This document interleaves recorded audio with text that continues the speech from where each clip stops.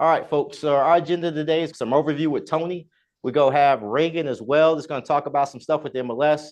Then I'm going to talk about our buyer seminar that we got going on March 29th. Then I'm going to go into events and training for March. And then we're going to talk about the 2024 awards that we're going to actually kick off and really execute it. So that's the agenda today.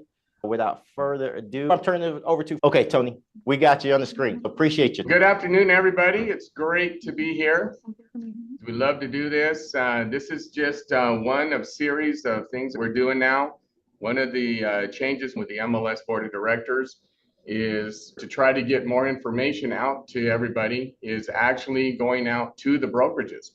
So we'll still continue to have functions and events. Now that I've been here about a year and 7 months, I'm noticing it's a lot of the same faces coming in.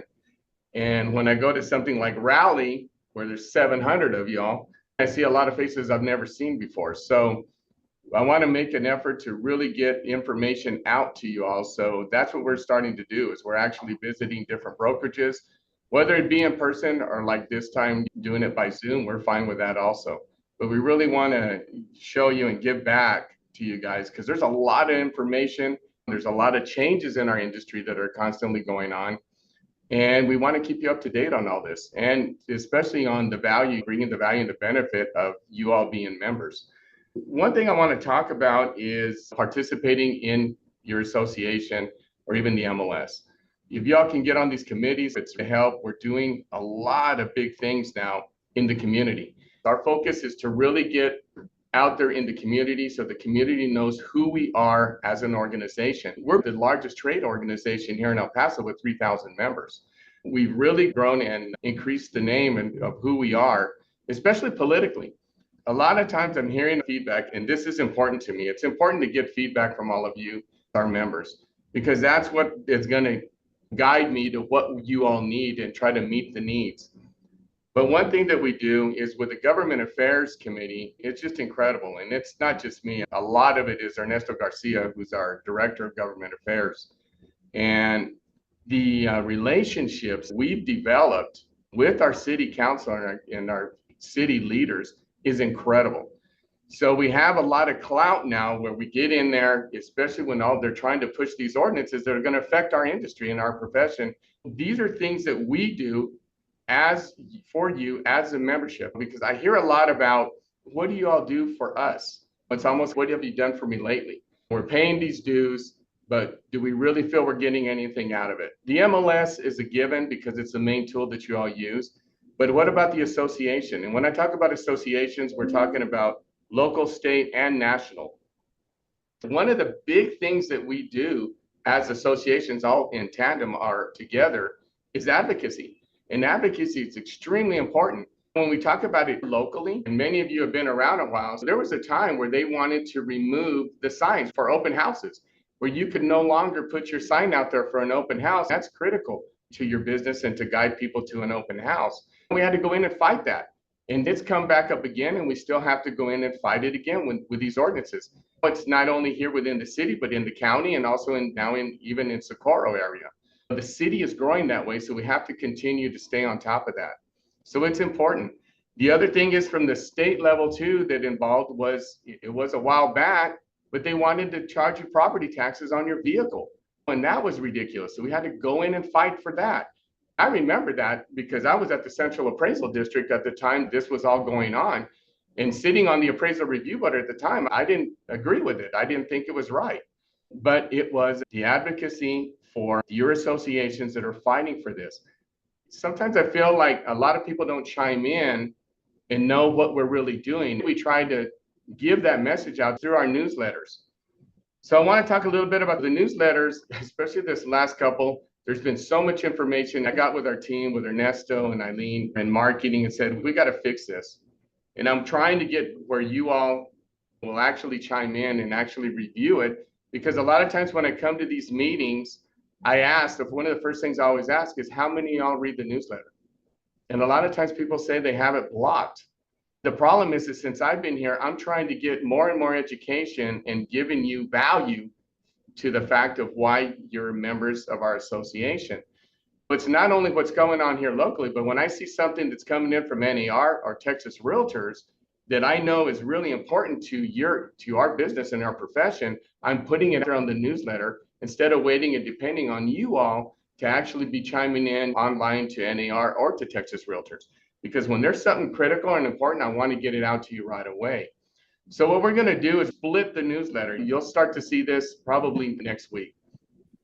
Instead of the newsletter coming out on just Monday, we're going to split it up. There's going to be a newsletter on Friday, and the Friday newsletter is basically all the events coming on, whether it's a tree pack event or one of our committee's events, WCR, one of our affiliates that are doing, that's going to be all together in just one newsletter.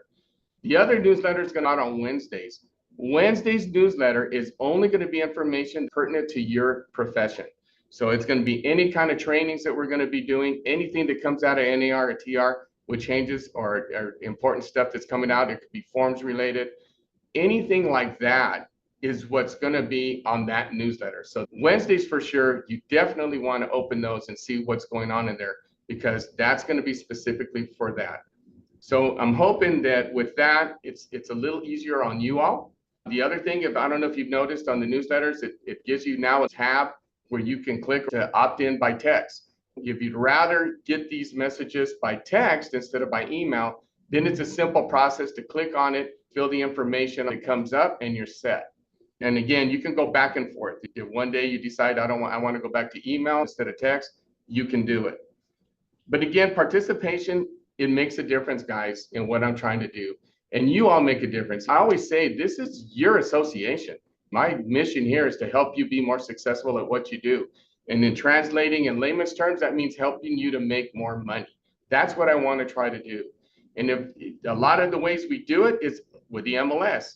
It's not just the MLS and what's the features that are there, but it's also those integrations, those softwares that integrate with MLS, like Cloud CMA, Domus Analytics, Remind. Those are the things that we're trying to bring in. Now, the latest was Real Reports. So when I'm out there and Reagan's out there and even your MLS officers, when we're out there at these conferences, we're looking at all the latest and greatest.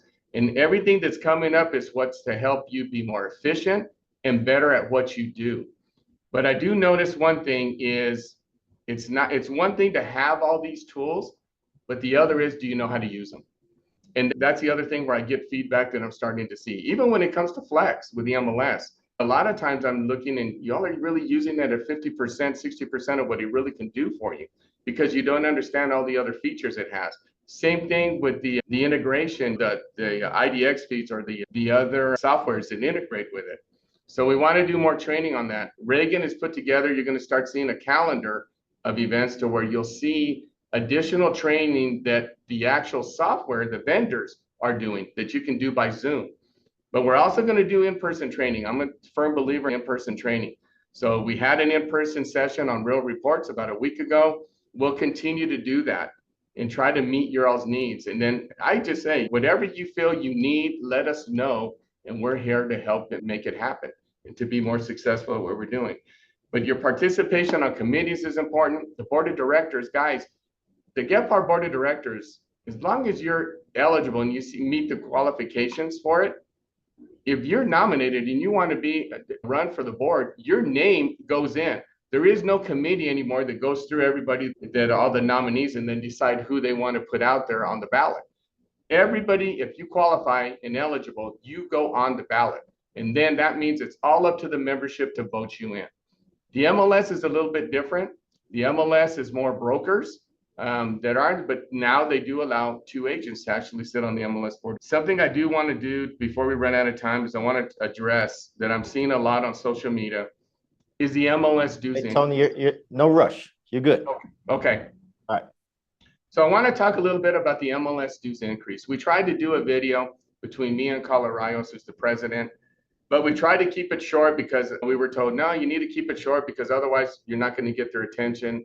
And there's really wasn't enough time, I think, to what I would really want to say, what's going on with the MLS dues increase. I'm going to tell you right now, both board of directors, they do not like raising dues. And I'm going to tell you, as your CEO, I don't like doing it either. I'm always going to do and work towards not having to raise dues.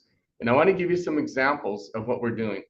So one is I'm constantly streamlining the expenses. I'm always looking at that side of the coin and seeing where we can save. The other is I need to, here's just to back up a little bit. The last increase, dues increase for the MLS was back in 2017. All right. And I'm going to tell you, expenses have gone up since 2017. Every year, our costs go up, guys. It does. But you haven't had to get an increase every year because our costs are going up. So why is that? There's obviously something happening that we're doing that's working to help from having to increase the cost, but actually go out and not have to increase revenue to do it from a dues increase. You increase revenue in a couple of different ways. I came in and right away I wanted to increase the affiliates. I wanted to increase because I think affiliates are extremely important to our organization and what we do. And when I talk about the association and the membership, I'm always talking about, I always refer to it as a family, because it's not just you all as agents or brokers, but it's also our affiliate members that we all work together. And I'm telling you, the affiliate members are there to assist you. That's another benefit we're trying to bring to you, because you don't have to be the expert in what they do. They're there to assist you. They're there to help you be successful. They know if they can help you be successful, they're going to be successful. So I'm constantly trying to grow that side of it. And that keeps us, because that brings us additional revenue that we don't have to be looking at dues. The other thing is what we would refer to as non-dues revenue is when you look Flex and you have the new dashboard, which we call Launch, that's the name of it, but your new dashboard, many of you have noticed now there's a banner at the top. That is, those vendors are paying to advertise on the MLS by way of those banner ads. So that helps us to increase revenue for us, to keep up the increase in cost, not have to raise dues. So we kept it to a minimum. And at the same time, we're looking at, wow, how do we do this, keep up with the costs that continue to go up every month, and still bring you the latest and greatest in technology of what's going on the MLS that's going to assist you. So that's what we're trying to do. So we brought you real reports. There's other things we're going to be looking at that they're going to really cool stuff that's coming out related to AI. Increased a little bit. A lot of times I saw on the social media that it was $10 a month. No, it was $10 a quarter. So $3 and basically $3.33 a month. So we're always trying to keep it low. And believe me, your board of directors is always working in your favor. I'm always looking at that too. Anytime we have, if there's money in savings and all that, when there's higher interest rates, we're moving it into the higher interest rates. We're not going to go out there and do something that puts you the money at a point to where with a high risk. So it's always, we've been fortunate. CDs have been yielding high interest rates right now. So a lot of the money we put away, we're yielding at a 5% interest or a 4% interest, even now that we renewed. But again, as time's going on, we're seeing it changing. The interest rates are going down. But if that starts happening, hopefully the interest rates on homes starts to go down as well. So I just wanted to share a little bit on what we're doing in the dues. Somebody asked me and said, yeah, okay, yeah, but is this going to be the new normalcy? Now y'all are going to start raising dues every year. No, you have a history and a track record to go by. I just mentioned to you earlier that the last increase was in 2017. So we're not going to do that. But remember, everything I'm telling you that I have control over is the association. When we talk about Texas Realtors or NAR, then that's something different because that's coming from them. All right. The other is the staff. We got a great staff here. We've added a new staff member in MLS support. Her name is Christy Blanco. So I don't know if any of you had a chance to talk with her, but she actually has taken Millie's place. But she's great. She's really learning very quickly. We also have our UTEP student that's doing the internship, Eileen. She's also assisting part-time, not only with our marketing and communication, but also with our MLS and MLS support. So we got a great staff here. They're here to help and assist you in every facet, whether it's membership, the finance department, up here with administration, and also the MLS. Last couple of things I just wanted to touch on is something we're doing is it's time to start showing the public in our community the value of us as realtors and what we do in this community for them. I'm always preaching that we're about so much more than just representing buyers and sellers in real estate transactions. We are constantly advocating not for our clients, just our clients, but for them. We are all, our community and the public, they're always in our best interest because we're advocating for private property rights. We're advocating for affordable housing. That all affects them. And I give them examples to where we work, like with Texas Realtors, the property tax relief bill from 2 years ago.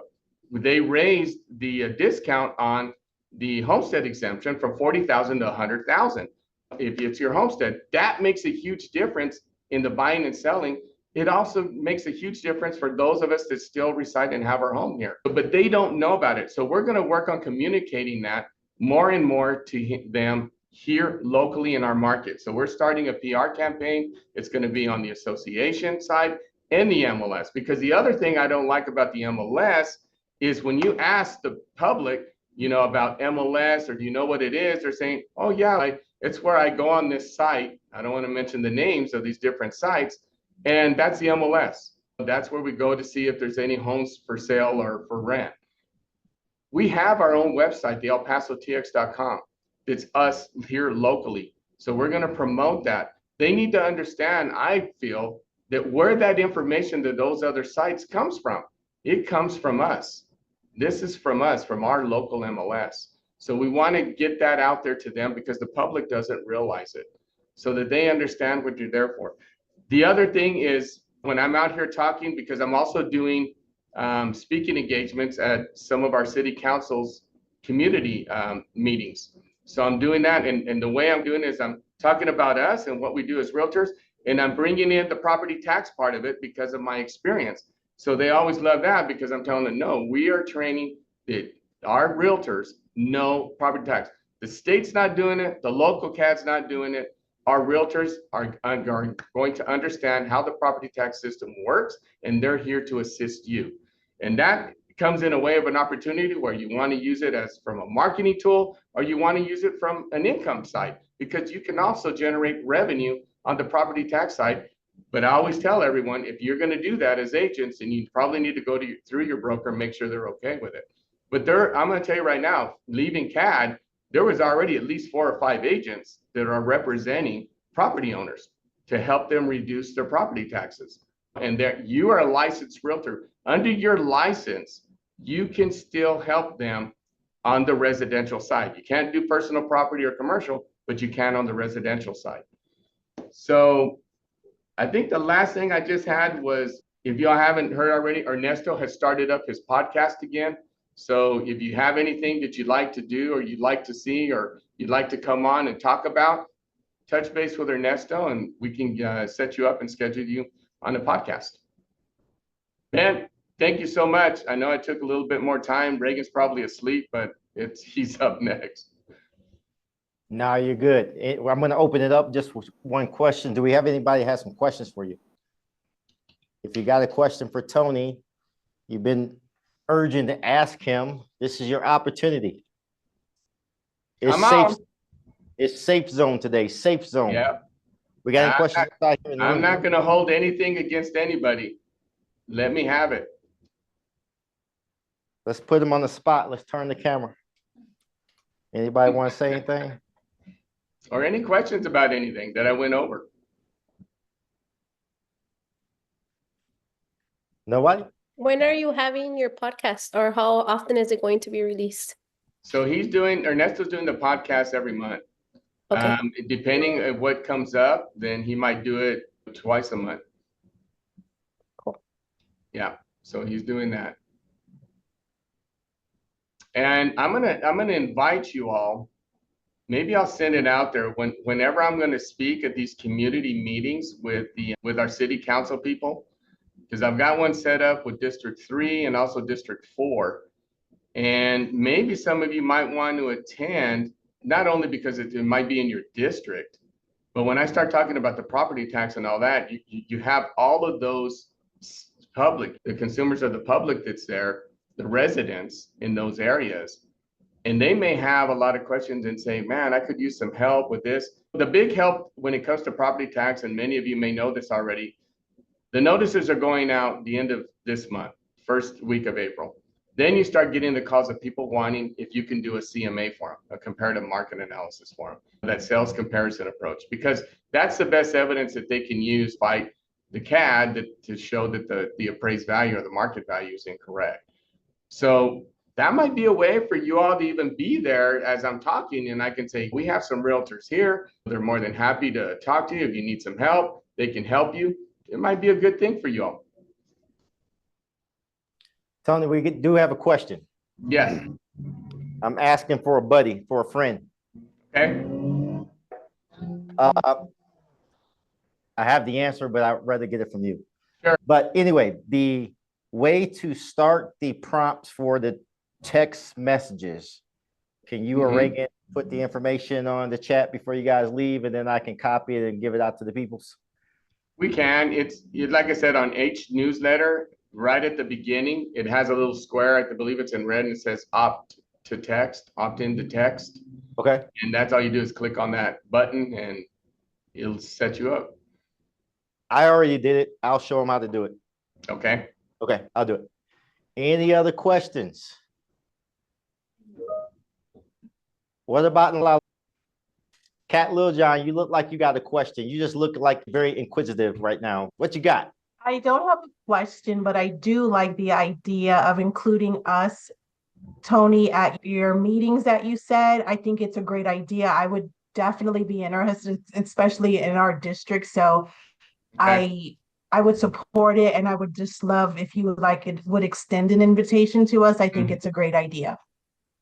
I will. And I know District 3 is like the Silla Vista area and all down there. They haven't given me a place where it's going to be, but that city council person representative is Deanna Rocha. And then District 4 is Northeast, Cynthia Trejo. She's already also, and she's going to have two different meetings, one in the morning, I think at 9 and one at 5:30. But they haven't let me know the location yet. What they're doing now apparently is they're rotating where they're going to hold their community meetings to try to give an opportunity for different places to be seen instead of in just one place each time. So what I'll do is we'll plan to get the message out to y'all. And like I said, that way, I think it's a great thing because I want to promote the fact of what we're doing as realtors to help them, to help the community. That's going to put us in a very positive light, guys, especially when it comes to property taxes. It's huge. Hey, Tony, I'm going to ask a question out to everybody. We talk about questions, right? But any suggestions for the AE? Yeah. I talk to him often, and he's the type of guy, I just can't believe how welcoming and how receiving he is about suggestions. So you've got something. He's the type of guy that receives it pretty well. Mm-hmm. Yeah, even on anything articles that you see with NER, you had the big article with the MLS allowing non-realtors to have services to MLS. There's a lot of stuff going on. We have something. What district is far upper east? That's District 5. District 5. Yeah, past Joe Battle. And that's District 5. That's Ivan. And we're still working on some of the other ones because they all want me to attend their deal because that's a real popular subject with all their constituents in their area. It is. Okay, so guys, I know Tony's a busy man, and I'm gonna let him go ahead and sign off, and we're gonna continue on with Mr. Reagan, the guy. Yeah. I'll be still chimed in. Okay, we got Mr. Reagan. His brain is like IT-ish. I'm gonna turn it over to you. I'm gonna let you share. Reagan. Gotcha. Okay, should be all yours. Thank you. Can everyone hear me okay? We can. Yes. Perfect. Okay, so I see some familiar faces on here, not all of them. So for anyone who hasn't met me yet, my name is Reagan Kesner. I'm your MLS Director and IT Director here at GEPAR. And a big thing that Tony talked about a little bit is right now the MLS's priority is really on education, and specifically we're looking to minimize violations right now because No one likes violations, no one likes sending them, no one likes receiving them, and most of all, no one likes paying them. So I'm the one who gets to have the very fun topic of MLS compliance. So for starters, why do we even have MLS compliance? Compliance is rough for staff to go through. It's rough for realtors, especially when they're getting fines on an already tight budget. But compliance is super important for the MLS. So the goal of the MLS is always to provide a complete and accurate data set. So what that means is we want every piece of data we can get, and we want that data that we do get to be verifiable from some source. So the vast majority of the MLS rules and regulations are based on industry best practices and pursuing the most complete and accurate data set. That's why you'll see some rules where you're like, why do we even have this? This is getting in the way of my business. But it allows us to get more accurate data, or it sets a more even playing field for other realtors. So I know Tony mentioned it a little earlier. What I've been doing when I go out to each brokerage is running some brokerage stats to see what the most common violations are, running the top 5 violations. That way people can see where they want to focus in on and be extra aware. That way they're not running into these same issues. Luckily, the stats I saw for the war team are very similar to a lot of brokerages I've seen, where easily the highest violation is for past projected close date. This is something that is a very easy fix. It's a 5-minute change, if that can be done from your phone. But a lot of agents don't know how to do it from their phone, or they've never tried, or that it's a rule to begin with. So I'm going to be going over that a little later on how to make the actual changes, as well as give you a resource on a website, which I can actually throw that into chat right now, if you'll give me 1 second. Reagan, are you sharing screens yet? Yeah, it should be showing up for everyone, is it not? No, I still have, I guess it's Ben's home screen with the ocean behind it. No, we have it, Tony. Oh, you have it, okay, I think you might have to scroll over, I believe. okay. Yeah, it may Wanna be at make the sure. top. Instead of choosing his screen, there should be a tab for my screen. Okay. Sorry about that. It's Super. okay. So while we're on it, one of the ways we're looking to educate and reduce compliance violations and just increase the use of the MLS is through extra tools that members have access to. Right now, we're still building out a knowledge base. I just posted in the chat actually that is still the one I sent earlier. Let me see if I can get the link to the new one.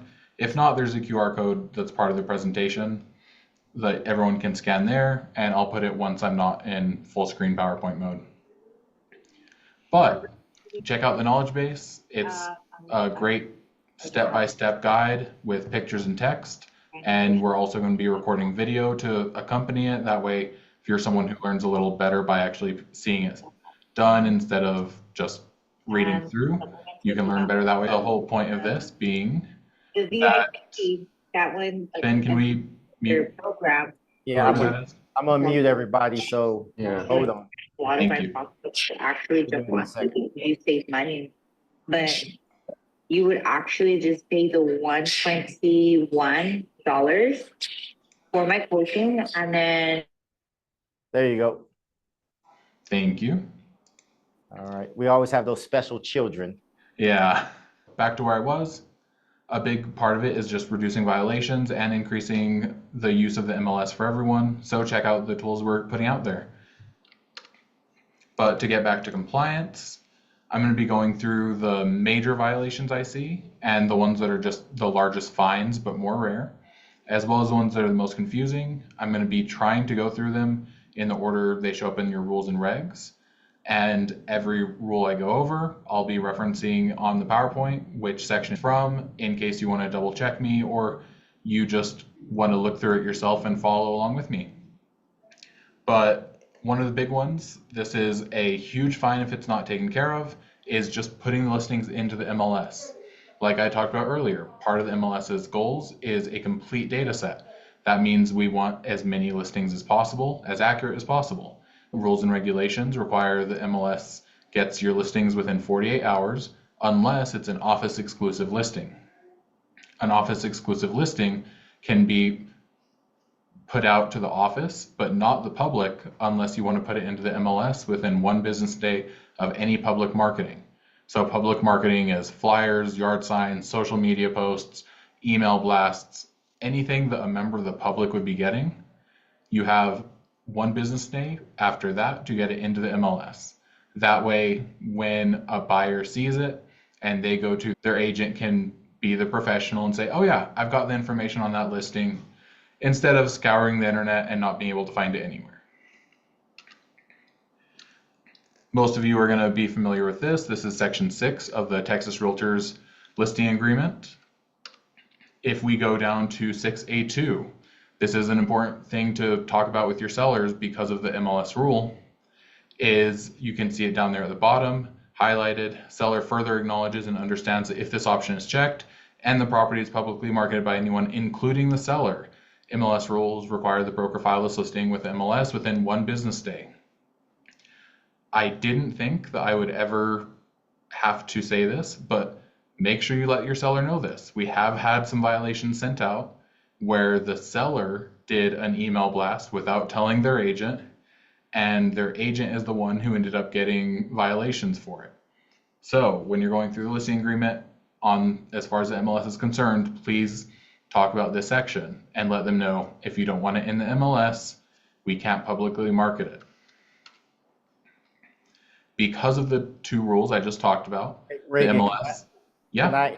Just for a second, because I like to give examples on certain things because I think agents better understand it that way. This is probably a normal seller probably is not gonna violate this. When you're working with investors and they got a long list of real estate professionals that they work with, this is where it comes into play. Not that a normal seller wouldn't, but just I want to give them examples because a lot of times we work with these investors and they have a whole list of people that they just send out stuff to, and you got to let them know that is a violation. I'm sorry, just want to throw that out there. Oh no, it's a great point. But just to add on to it, don't forget this does apply to non-investors, because even a seller going, hey, I really want to sell this house. Can I put it on my Facebook? Even them making a Facebook post saying, hey, selling my house through Reagan Kesner, call him here to schedule showings, public advertisement. So it's something to definitely keep in mind, but especially with investors, like Ben said. Because of those 2 rules, we do not allow entry-only listings on the MLS. So entry-only listings are listings that are put into the MLS after they've been sold, which, based on those 2 rules, if it was allowed into the MLS by their listing agreement, it should have been put in within 48 hours. And if it wasn't supposed to be in the MLS, then it's not supposed to be in the MLS. So this is something that we have to be very careful about, because I do know we get a lot of requests requesting this, but that's the reason the entry-only listings currently aren't an option in the MLS, because it would violate those 2 rules.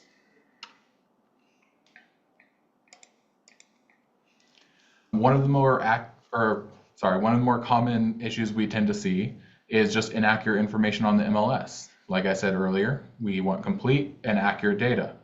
So that means stuff like the parcel ID has to match the geocode in Central Appraisal District. This is super important because if you've seen on your reports, you can click on that parcel ID and it'll take you straight to Central Appraisal District. But if you're not linking it with the right information, it's not going to take people to the right page on Central Appraisal District. The seller name has to be the full name of the seller. Luckily, this has gone down significantly. Some of you who have been in the business a little longer remember when seller name didn't have bright red bold text right there. But that bright red bold text has significantly reduced the amount of violations for this. So it saved some people fines, and that means it's been completely worth it. And the last big one we see a lot is the selling agent. Please give credit to whoever you worked with to close the transaction. The selling agent is the agent who represented the buyer, and if the buyer's agent is not a member of the MLS, you can put 9999 and it'll give you non-member, or you can just type out non-dash and non-member will be one of your options. Okay, so I need everyone to wake up for this part. This is where it gets real confusing and the stakes are really big. For starters, ever since August of last year, we can't have any form of buyer agent compensation on the MLS. That's the existence of compensation, that's that they're considering compensation. Any speak of compensation can't be on the MLS. What is allowed is concessions. Do I have a volunteer from the audience who wants to tell me what the difference between concessions and compensation is?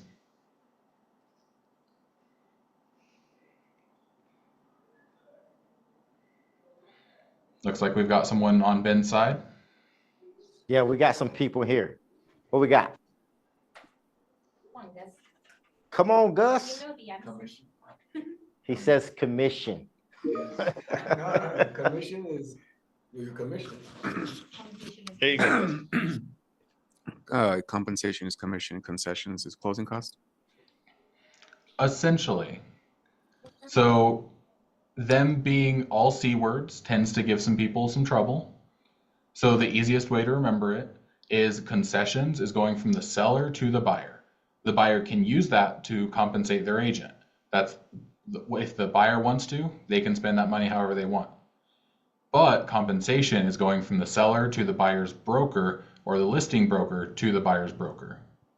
So if it's money going to the broker, that's compensation. If it's going to the buyer, that's concession. And the buyer can use that concession to compensate. But that's the buyer's choice, not the listing agent's. So keep that in mind because concessions are allowed on the MLS. They're fully negotiable and not guaranteed. And they're allowed on the MLS as long as there's no conditions. You can't advertise $10,000 concession with full price offer, if offer by this date, if going through this lender, with this title company, etc. If you want to say just a flat out offer, $10,000 concessions available, then you can do that. Going on from that though, we've got to keep in mind that MLS data cannot be used to advertise compensation on a listing on a platform with multiple brokerages. Before we go too deep into that, I want to talk about what is MLS data. So MLS data is an MLS number, a link to the MLS, a screenshot of the MLS. The general rule of thumb is if it requires the MLS to exist, then it's MLS data. So advertising compensation off the MLS can be a violation if it meets all three of the criteria. It has to have compensation, it has to use MLS data, and it has to be establishing or maintaining a platform for multiple brokerages. So if it meets all three, it's a violation. If it only meets two of the three, it's not. This is something super important to keep in mind when you're doing email blasts, Facebook posts, group chats, anything like that. I'm going to go through some scenarios real quick. We've got a question, I think. Reagan, we got a question in here. Hold Yeah. on. Let me pass the mic. So if I'm sharing on social media a listing of mine MLS and I share it from the MLS and I put on there the compensate or the concessions potentially that my seller's willing to provide, that would be considered a violation? No. So concessions are allowed. Compensation is not. So it's the word I need to be careful with what I'm using. It's the word and how they're used. So if the money is going to the buyer, then you can advertise it as much as you want. If the money is going to the buyer's broker or agent, then you have to be careful. Okay.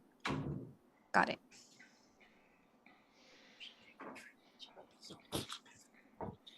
Thank you, Rick. You're welcome. Any other questions before the pop quiz? No? All right. I am going to need a volunteer who hasn't spoken yet for this. Here's a nice scenario. I'm a new agent with my first listing. My seller is offering X% to compensate the buyer's agent. To market my listing, I post on Facebook letting everyone know that I have a new listing, offering X% compensation, and include a link to my MLS listing to help other agents find it. Am I in violation of the Before we move into the compensation? last PowerPoint, I do want to pull up a UBO4 example like I did for the CMS 1500. Linda, mute yourself. Oh, we got somebody want to answer the question over here. Perfect. Let's hear it. Yes, that's a violation because the word used here is compensation instead of concession. Exactly. So this one is a violation because the Facebook post has compensation, MLS data, and is on a multi-brokerage platform. Okay. Great job, Carla. Great job. Great job. Next one. My listing's been sitting on the market for a while, so I'm trying to push it to other realtor members. I join a local WhatsApp chat with agents from a few brokerages in the city and post a screenshot of my MLS listing. To really push the listing, I also let everyone know we're offering a $40,000 commission.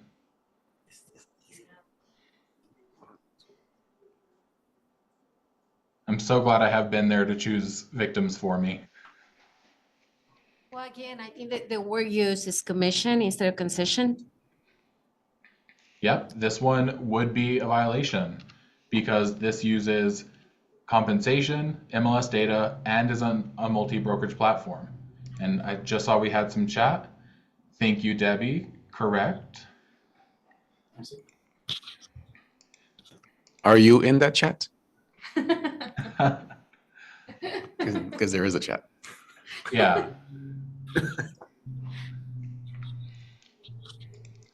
This one, I'll warn you, is a little trickier. I'm canvassing the neighborhood of my listing. I hand out flyers. My flyer has the listing information, the MLS number, and how much commission is being offered. Would this be a violation? Yes. See, it happens every time. I always warn them, hey, this one's trickier. It's a homeowner. This one is not because it's not on a multi-brokerage platform. So even though it is using MLS data and it has compensation, because it's not on a multi-brokerage platform, it's not a violation. Because it's offline. Because it's offline. No, because it's not on a multi-brokerage platform. Did we have some questions over there? They're questioning the whole conception of multi-broker platform. Yeah, a multi-brokerage platform is any platform where multiple brokerages could share compensation. Facebook, Instagram, if someone, sorry, I'm getting so many calls in the background all of a sudden. If someone started a WhatsApp chat and is putting listings with compensation between multiple brokers, that would be a multi-brokerage platform. If it's all within the same brokerage or a one-to-one communication or a general advertisement where the advertisement is only for one brokerage, then that's not a multi-brokerage platform. Reagan, can you hear me? Yep.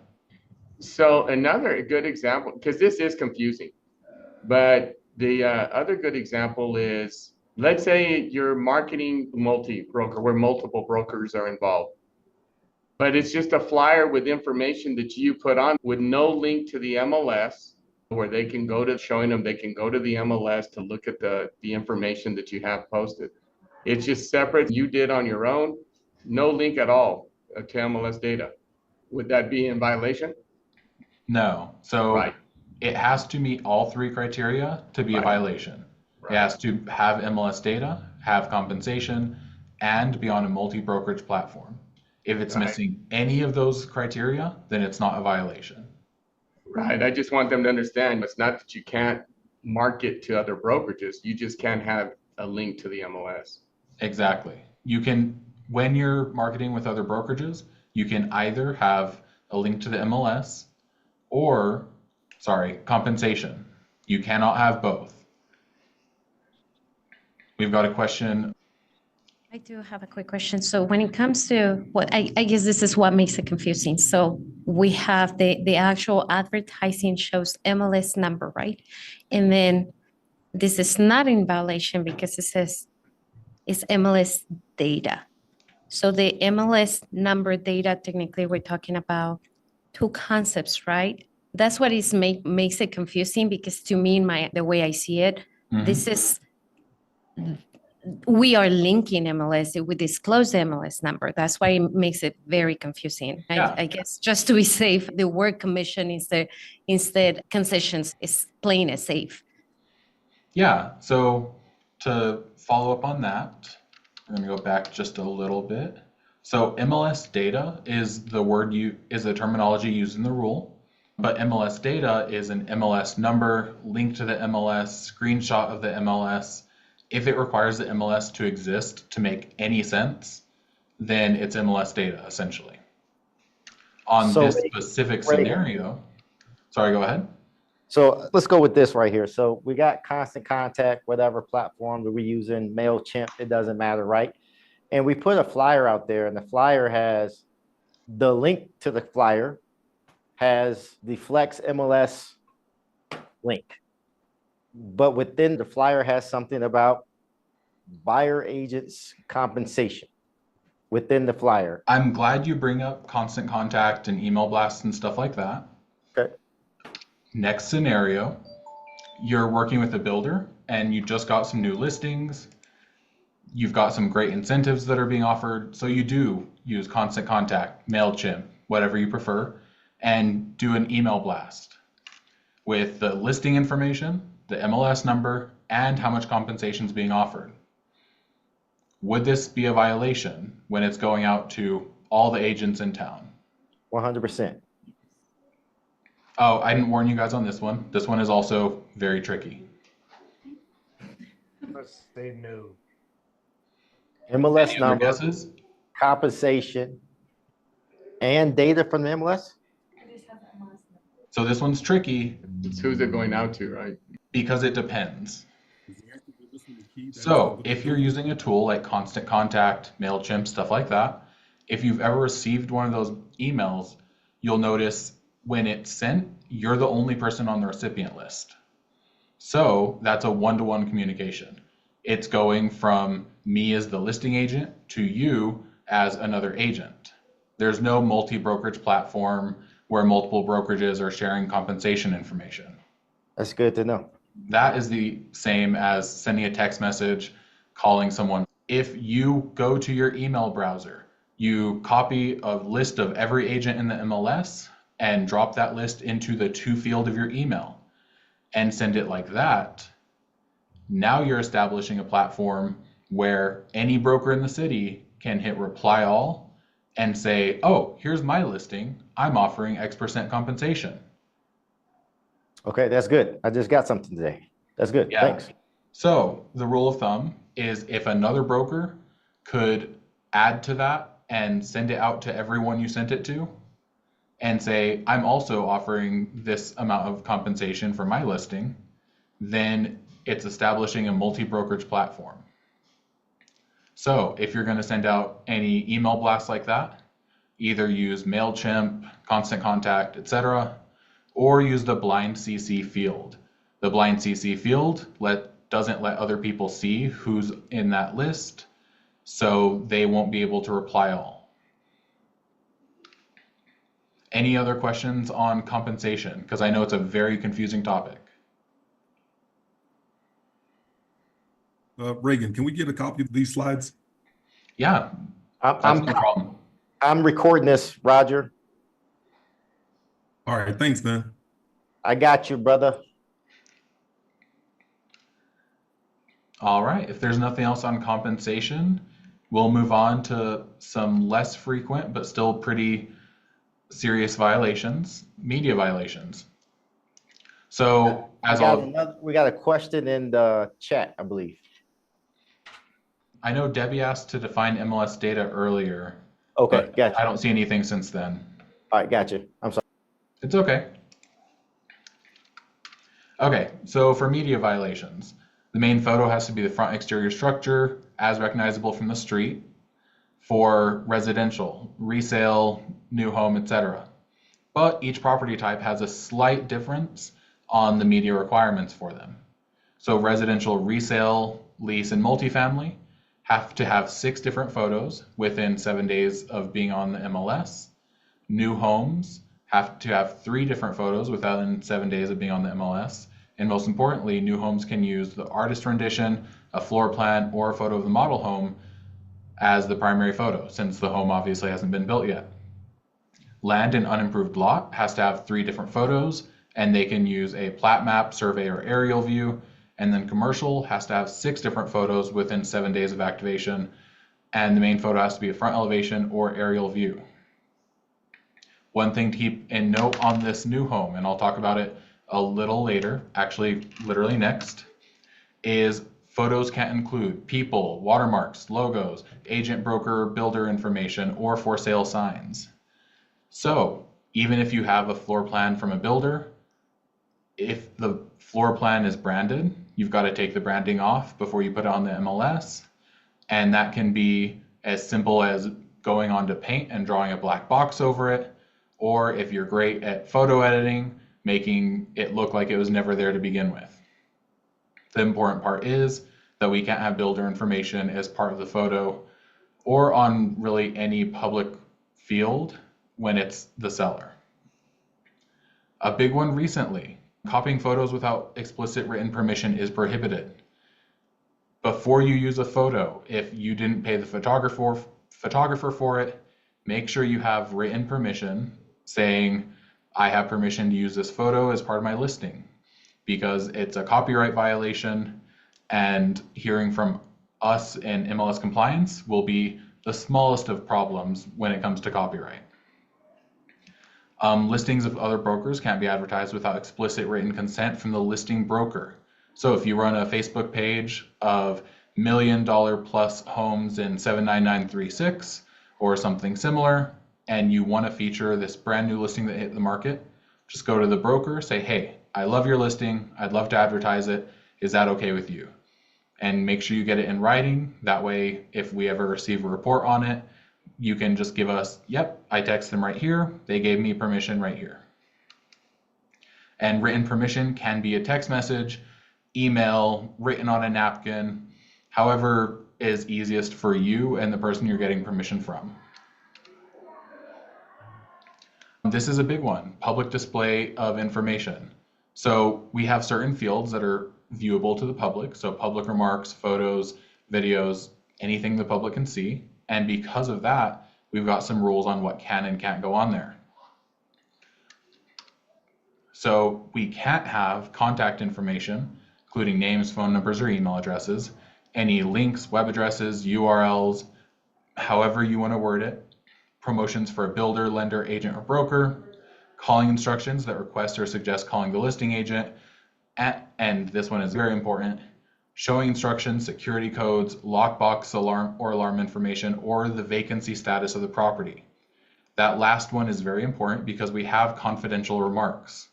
If you've got information like that, put it in confidential remarks, so it's limited to only realtors. It'll help them show the property, but you do not want gate codes and stuff out on Zillow, because that's a really good way to put your listing in jeopardy. Owner agents have to be disclosed on the MLS. TREC has a different rule for it. On the MLS, it's any percent of ownership has to be disclosed. So if you have a 1% interest in the listing, then you've got to disclose it. It's done in 2 different sections. First, in main fields, there's a field that just says owner agent. You just put yes. And the next one is special listing conditions. Under the details section, you just check the box next to owner agent. It's a pretty quick disclosure there. Okay, getting into, like I said earlier, 75% of all MLS violations right now are going past projected close date. So the biggest thing on the MLS is if you've got a listing, make sure you're keeping it up to date. Status updates have to be put into the MLS within 48 hours of the change. So that's going under contract, closing, the contract fell through, and changes to the listing agreement. So a price change, an expiration, date change, a cancellation, anything like that, have to be reported to the MLS within 24 hours. So they're pretty tight timelines. The biggest one is updating the projected close date. If you've got a listing that's currently pending, all you have to do is when you go to change listing, choose current status pending, and then update that field circled right there for projected close date. Once you save that change, you've updated it and you've eliminated 75% of violations in the MLS. If you want to reference it later, you can follow this QR code.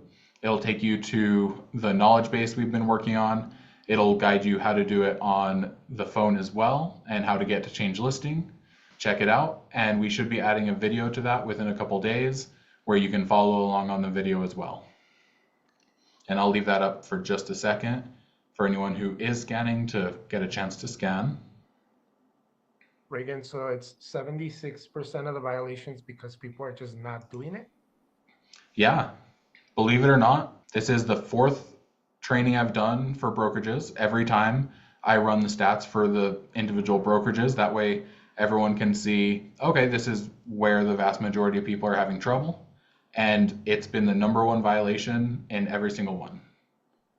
And Luis, that stat that you just saw is just for our brokerage. Okay, you guys can help me out. Definitely the dads can help me out with that one, please. Okay, next up, a very easy violation to avoid is just respond to the notices. If you receive a violation notice saying, hey, you didn't update the projected close date, the listing closed and you didn't close it, anything like that, as soon as you fix the issue, just reply back and say, hey, it's fixed. Make sure your email address is updated with GetBar, as well as the fact that other members of the MLS will see the email address you give us. So make sure that contact information is up to date. That way, if a violation notice does go out, you'll be getting it. And all violation notices do go to the broker as well. So you probably want to be on top of it before your broker is asking you about a violation. A very big one, but a rare one, is don't share your MLS credentials. Sharing your MLS credentials is a violation of the Flex MLS terms of use. And because of that, it can result in a termination of your MLS membership. If you have an assistant that needs access to the MLS, give us a call at membership and we'll be able to get them up. That way they can super use as you, assist you in the correct way. Oh, thank you, Martez. That's a great idea, putting it in the chat. Another change that happened in August is written buyer agreements. Before touring a home, a buyer's agent has to have a signed written buyer agreement, which includes those 4 criteria. I'm not going to go through them because they are very specific and legalese. However, Texas Realtors provides TXR 1501 and 1507, which meet all those criteria. So save yourself a headache and legal fees, and you can just use those forms. And most importantly, out of all of these, all of those violations, the worst you get is a $1,000 fine. This one, however, if you're practicing real estate in a state where you are not licensed, if you're practicing in New Mexico specifically, it's a $5,000 fine and up to 18 months imprisonment as a 4th-degree felony. Even though our violations are pretty scary, the state's violations are much, much worse. If you have any questions for us after this, say you wake up in the morning, you dreamt of violations, and you've just got to let us know, here's our contact information. Send us an email, give us a call. Heck, our phone's right there, can do texts. So if you want some questions or you just want to clarify, hey, I'm putting up this listing, want to make sure this listing's in compliance, send us a screenshot, send us the info. We'll be happy to help you avoid a $1,000 fine if we can.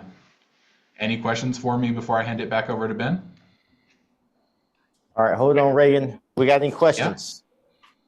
Yeah. We got questions in the room. We have none in the room. What about La La Land? What y'all got? Ben, if I can chime in just real quick while you're waiting to see if there's any questions. Can you hear me? Sure. Yeah. So just want to let everybody know the reason we're doing this, the goal in mind is for there to be no violations. Because that's another thing that, again, I was telling you how I watch things going back and forth on all these different chats. And I don't want our members to be, and you as our members to be feeling like these violations and fines is another way for us to generate revenue. That's not what we want to do. Our goal is to get it down to 0 violations, 0 fines. That's our goal. And it's important because of the importance of the accuracy of the data in our MLS. That's what keeps us apart from all these other sites and people, is because of how accurate our data is. Not just for you as the agents and the brokers using it, but also our appraisers. It's extremely important for the appraisers, which in return is important to you. So I just wanted to get that across. Thanks, Tony. Anybody in virtual land that has a comment or question before I start saying something?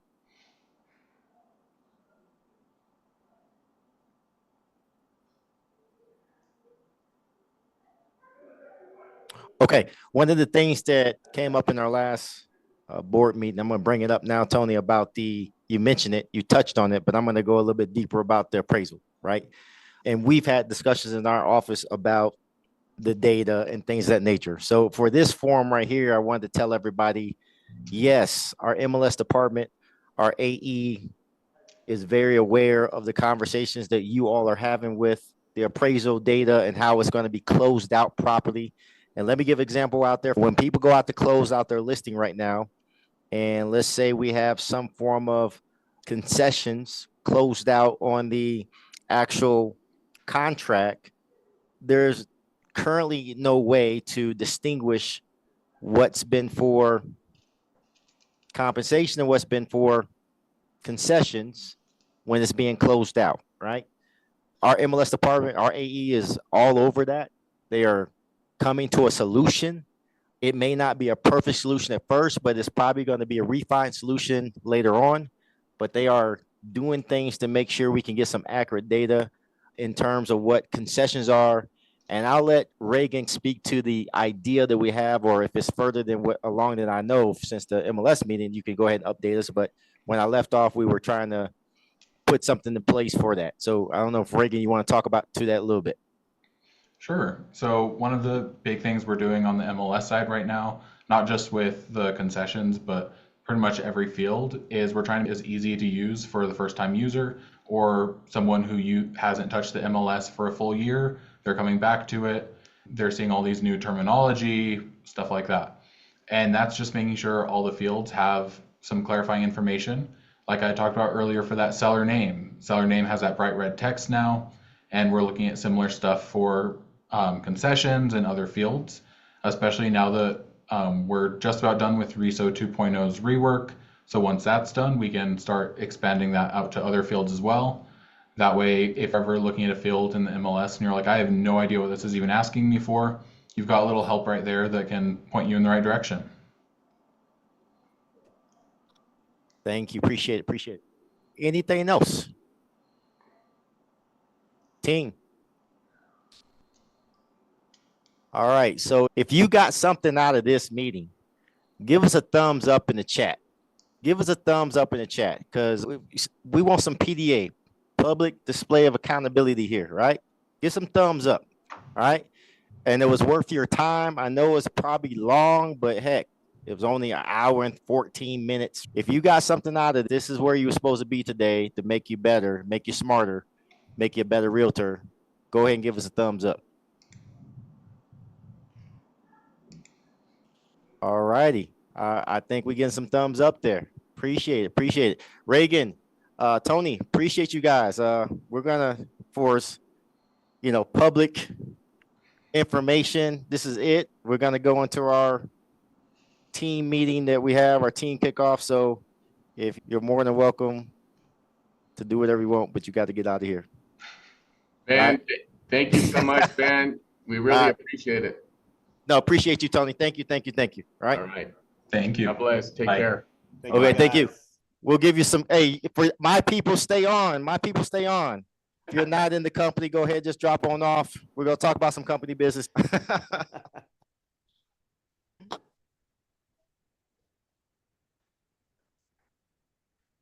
And we'll take 5. We're going to reconvene in about 5 minutes. Check your phones. Do what you got to do. Take a 5-minute breather. I'll promise to be short. I'll be under 15 minutes.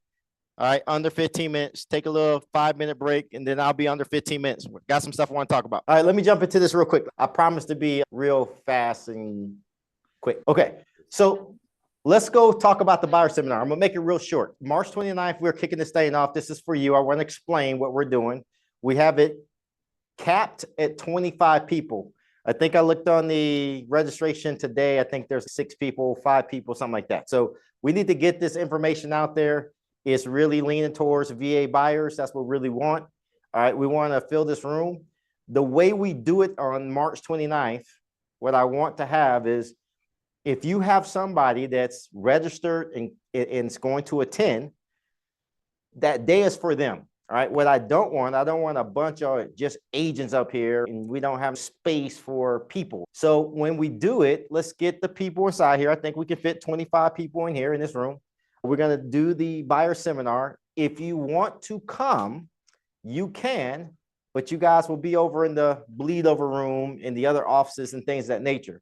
We will put it on Zoom so you can see. If you want to sit over in the other room, you can watch, you can hear, you can do all the stuff like that. Because afterwards, when it's all over, for your potential buyers and your potential clients, I do want you to talk to them. I do want you to have a conversation with them. I do want you to deepen the relationship afterwards. We promise that we will not be no longer from start to finish 1 hour and 15 minutes. I promise you that. You have a conversation with them. We want you to get your people here. We want to have it to the point, if I get more than 25 people registered, I am planning to move it over to the Radisson. I don't mind paying for a spot over there and just doing that way. But we do want to pack the room. We want to have people in here. We want to make sure we do this right. This is for you. This is not for me. This is not for the company. This is for you. So we want you to get your buyers here. We're going to do all the work. We're going to do all the heavy lifting. We're going to do the buyer seminar. We're going to have the lenders. We're going to have the title folks here. We're going to have all this stuff here for you, but we need you to get the people there. All right. We will do a giveaway. We'll do a giveaway. We got somebody sponsor giveaway. I think the flyer has 250, correct? All right. So we're going to change that because the giveaway now is going to be $500. If that's not an incentive to get somebody into this room, and no, the agents, you cannot get the giveaway. All right. That's not what's going to happen. We're going to do a giveaway for $500. So that's pretty huge to get your people in here. So all you got to do is get people on the 29th. When you post it on social media, or post it anywhere, or share with anybody, right? Make sure you have the link to register. All right. I see a lot of postings. I see people out there doing the right thing, where they're doing the right thing with posting, but they're not putting the link out there. So it's like defeats the purpose. All right. But I'll send it out there so they'll have it today, and I'll pin it on the chat.